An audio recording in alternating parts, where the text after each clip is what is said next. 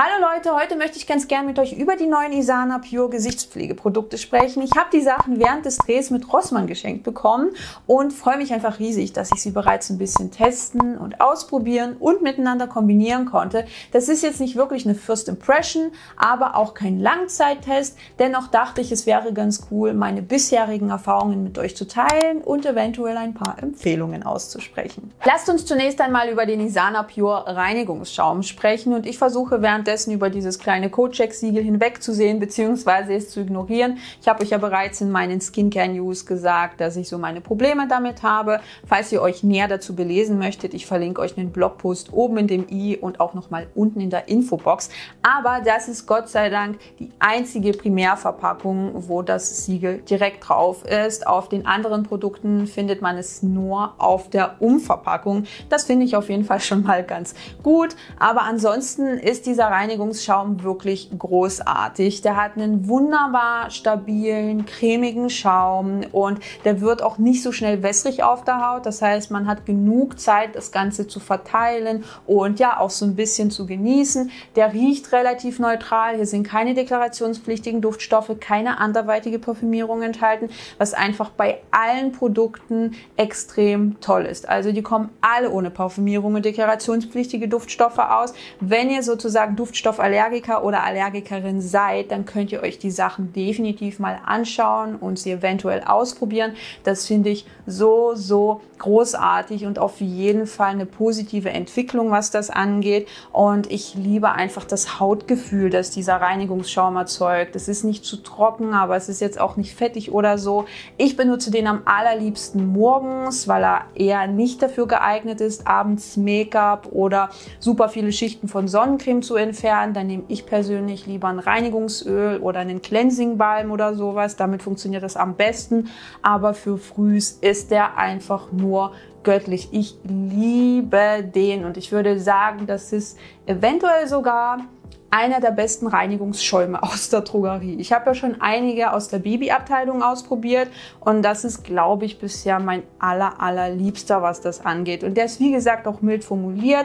Das Hauptensid, das hier enthalten ist, ist ein Amphoacetat und das gehört auch eher zu den hautfreundlichen Tensiden und ist auch bekannt dafür, dass es einen recht stabilen, festen Schaum erzeugt und das merkt man bei diesem Produkt auch. Klar wird das enthaltene Niacinamid den Abfluss runtergespült und ich wüsste jetzt auch nicht, was es in einem Rinse-Off-Produkt zu suchen hat, außer eventuell für Marketingzwecke.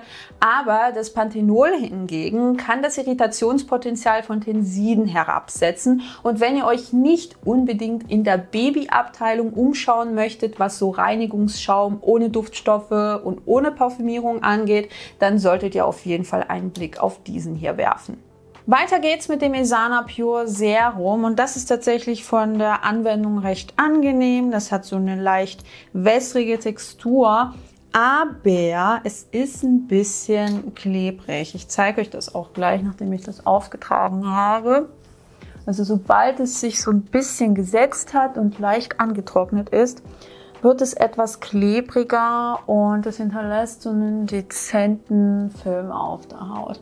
Also wenn ihr das nicht mögt, einen Film auf der Haut zu haben, dann wird euch dieses Serum eher nicht gefallen. Es kommt natürlich ohne deklarationspflichtige Duftstoffe und anderweitige Parfümierung aus. Ich finde den Eigengeruch jetzt auch nicht unangenehm. Also es hat schon einen leichten Eigengeruch, aber auf jeden Fall nicht unangenehm.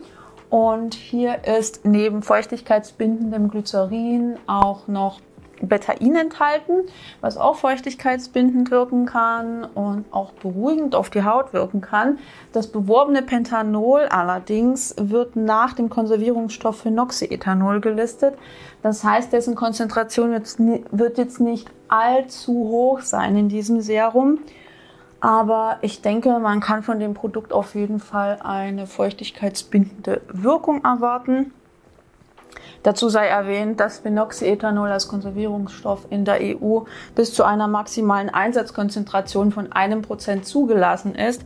Deswegen kann man das anhand dieses Stoffs immer ganz gut einschätzen. Und jetzt passiert das, was ich euch gesagt habe. Es ist auf jeden Fall arg klebrig. Ich finde es sogar ein bisschen klebriger als das Isana Age Performance Intensivserum. Das ist ja auch so leicht klebrig, was unter anderem an dem enthaltenen Panthenol liegt. Aber hier ist es meiner Meinung nach schon ein bisschen stärker. Und wie gesagt, dieser leichte Film auf der Haut ist schon spürbar. Aber dieses Serum rollt sich nicht ab unter anderen Produkten. Dann trage ich die Augencreme aus der gleichnamigen Reihe auf und wenn ich ganz ehrlich bin, hätte ich mir hier ein anderes Produkt stattdessen gewünscht, weil es im Rossmann-Sortiment bereits etliche Augencremes gibt, die mild formuliert sind, unter anderem auch von der Eigenmarke Isana. Aber was es nicht gibt, ist ein mild formuliertes Gesichtswasser, also zumindest eins, was auch komplett ohne Beduftung auskommt oder eben ohne deklarationspflichtige Duftstoffe. Das vermisse ich ganz, ganz arg im Rossmann-Sortiment. Und falls ihr das seht, bitte drängt drüber nach, ein mildes Gesichtswasser rauszubringen. Das wäre so, so großartig. Aber an sich ist diese Augencreme recht angenehm auf der Haut. Sie ist jetzt nicht zu fettig, aber auch nicht zu leicht. Eigentlich ein perfektes Zwischending. Ich denke aber, wenn ihr eine recht trockene Augenpartie habt, dann wird euch diese Augencreme nicht ausreichen. Aber jetzt für den Sommer finde ich sie persönlich sehr angenehm. Hier ist unter anderem pflegendes Sonnenblumenöl drin, feuchtigkeitsbindendes Glycerin und Natriumhyaluronat. Dann kommt natürlich noch die Isana Pure 24-Stunden-Creme drauf. Und die finde ich persönlich sehr, sehr angenehm, vor allem für den Sommer.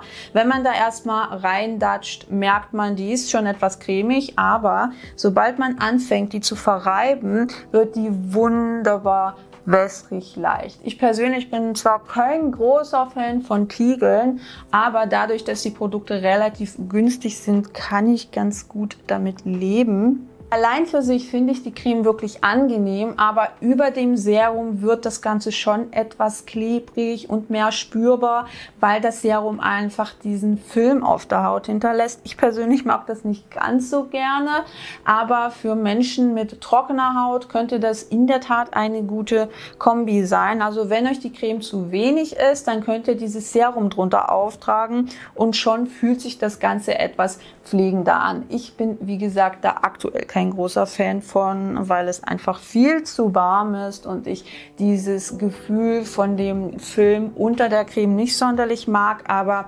allein aufgetragen ist die, wie gesagt, sehr, sehr angenehm, wässrig, leicht. Wahrscheinlich nichts für super trockene Haut, aber für alle anderen wunderbar passend. Auch bei diesem Produkt wird mit Niacinamid und Panthenol geworben und ich persönlich bin ein großer Fan von Niacinamid, weil es einfach ein Alleskönner ist, der super viele Vorteile für die Haut mit sich bringt und auch wunderbar verträglich ist.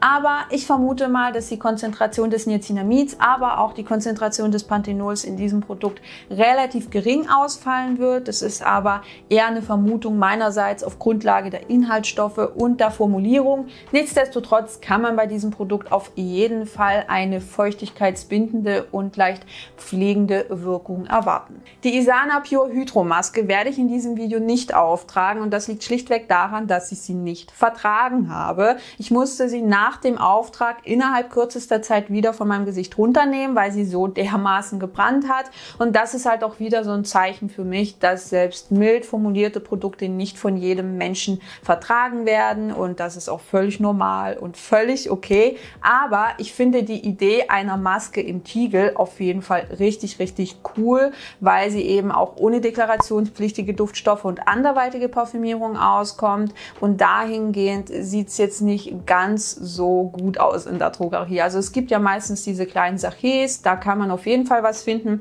aber was Masken im Tiegel angeht, wird es ein bisschen schwieriger, ein Produkt in der Drogerie zu finden. Das finde ich auf jeden Fall cool und ihr müsst einfach mal selbst schauen, ob ihr mit dieser Maske besser zurechtkommt und sie besser vertragt als ich.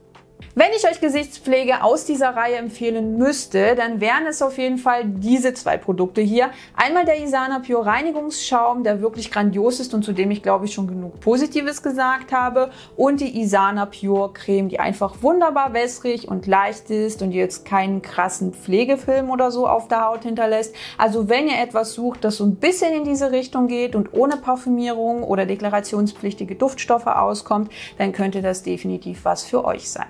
Und das war's schon mit dem heutigen Video zur neuen Gesichtspflege von Isana. Falls ihr die Produkte bereits getestet habt, dann berichtet doch gern unten in den Kommentaren von euren Erfahrungen. Oder wenn ihr die Produkte testen möchtet, dann schreibt doch auch gern unten in die Kommentare, warum und welche euch besonders interessieren. Und ansonsten wünsche ich euch wie immer einen wunderschönen Tag und bis zum nächsten Mal. Ciao!